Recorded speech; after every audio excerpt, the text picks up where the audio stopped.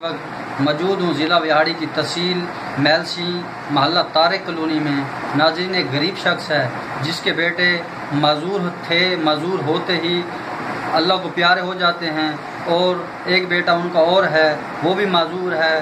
वो अंकल जी भी बिल्कुल बीमार रहते हैं, उनकी वाइफ भी बीमार रहती है।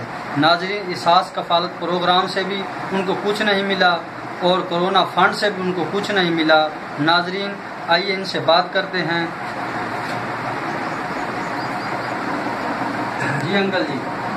सानू कुछ नहीं मिला बाबा, ना मतलब खाने की पैसा मिली है, ना कर मतलब इमदाद कहीं की है, राशन आता भी सरकार मतलब वो नहीं मिला।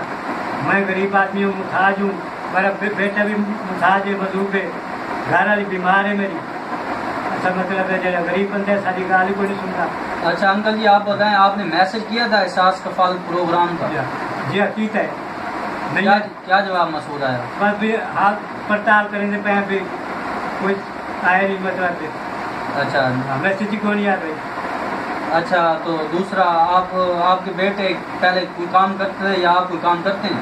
पहले मजदूरी करे ना, और मैं कोई मजदूरी नहीं थी जी, बीमार बंदा। कितने अरसे से आप मजदूरी नहीं कर रहे? 3 साल है मैंने। अच्छा, तो आपकी वाइफ क्या करती है? वो भी खुद बीमार है, घर बैठी है, मजदूर करें जाते, घर बैठी और बीमार है, वो नहीं कर सकते। अच्छा नाजरीन, आप देख सकते हैं ये गरीब शख्स है, इसके घर का ये हालात हैं। नाजरीन, बहुत गरीब शख्स है, इसके घर का ये हालात हैं। इसके बेटे माजूर होते ही फौत हो जाते हैं। एक बेटा है माजूर है। नाज़रीन, इनको न कोरोना फंड से कुछ मिला, न एहसास कफ़ालत प्रोग्राम से कुछ मिला। वज़ीर आज़म इमरान खान, वज़ीर आला उस्मान बुज़दार से अपील है कि इनकी कोई हेल्प की जाए। कोई अपने आप के तहत हेल्प करना चाहे तो स्क्रीन पर नाज़रीन नंबर नज़र आ रहा है, इस नंबर पर कॉल करके इनकी हेल्प कर सकते हैं। शुक्रिया।